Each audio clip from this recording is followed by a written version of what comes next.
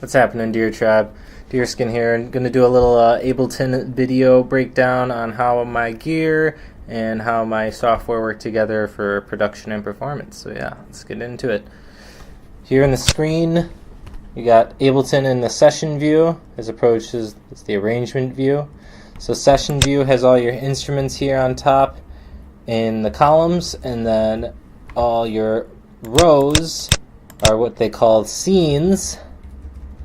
And so each scene launches all the clips inside of the scene, all the different clips inside here. So we have all the kick clips, all my drum clips, sub clips, and so on and so forth. And you can launch a scene, and then it plays all the clips inside of it. So you can use that to kind of construct different sections of the song with the intro or first drop, bridge, second drop, so on and so forth, breakdown, all that good stuff. And so once you construct these clips just like you would in Ableton, pretty much in arrangement view, you could make a clip and then drag that clip into the session view, or you could just make it in session view, is how I usually do it now that I'm used to performing on this, producing this way.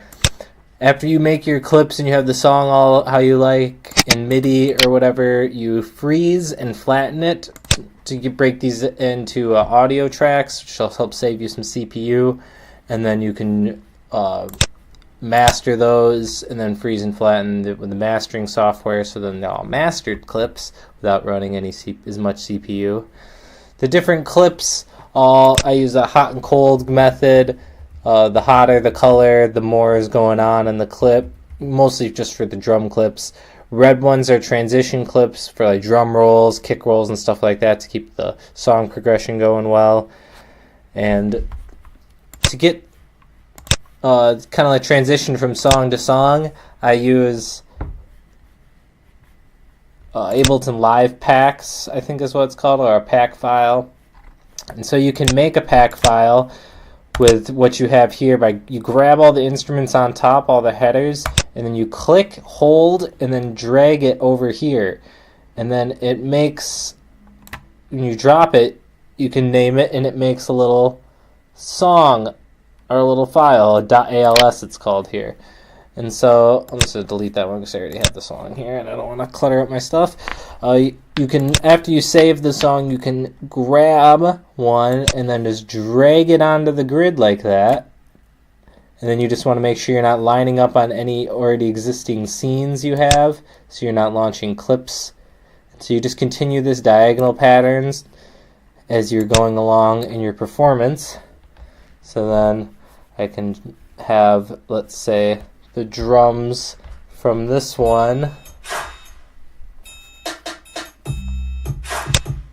and then I can start bringing in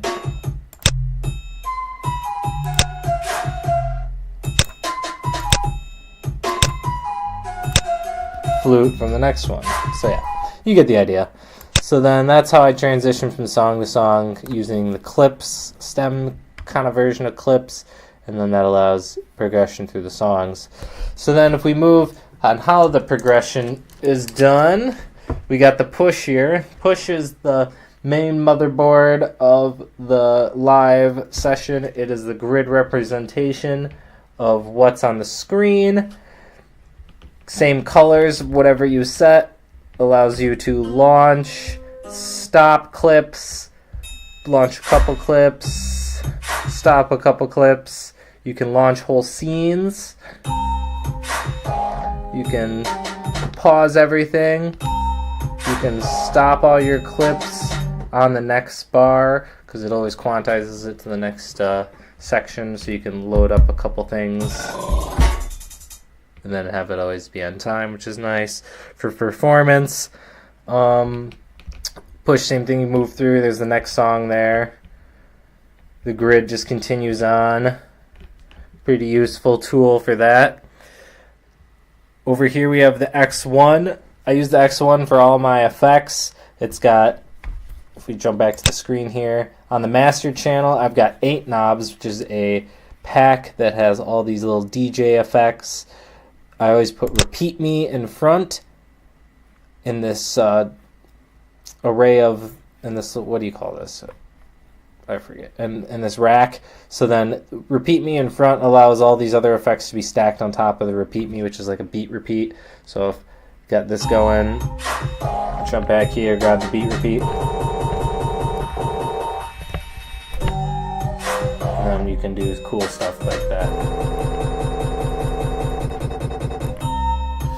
So on and so forth.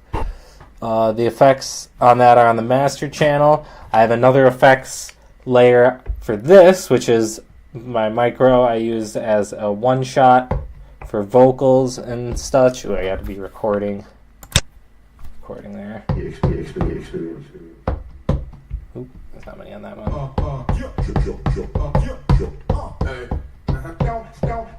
And then some drums.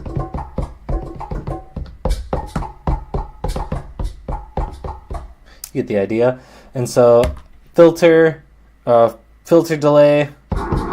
Oop. It's the only delay that really lets it keep going. Very useful for dubby parts. I have that on and off there. If I hold shift here, I have it set up in the MIDI parameters that you can do those same 8 knob effects, but just on this vocal section. So we get some drums going.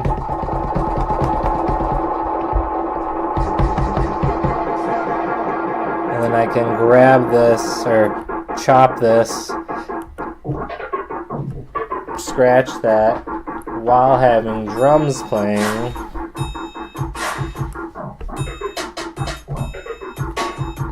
Because they're separate chains and separate channels. So yeah, that's how I get the effects going to the micro. And I think that pretty much covers basically how my performance goes with this stuff. Got the push, doing the clip launching, controlling, effects, and then one-shots. More effects going on between those two. Ableton's a really awesome program. It lets a lot of personal touches in the way you want to do things. Atropolis has a really good YouTube video that talks about just doing that same, having clip controlling, something to control your clips, something to do effects with, and something to bring new sounds in with. That combo right there can allow a lot of expansion in your live sets to really give them a real personal, awesome touch, make them a lot cooler. If you like the video, subscribe, like the video, put any questions you have in the comments. Make sure you follow me on Facebook, like the Facebook page, Deerskin Music, SoundCloud, Twitter, Instagram, Snapchat, all that good stuff. I'm trying to stay up on all that. So if you like the video, show somebody else. As I said, any more questions, put them in the bottom. Hope I covered all my bases, but yeah, thank you for watching, and yeah, keep creating.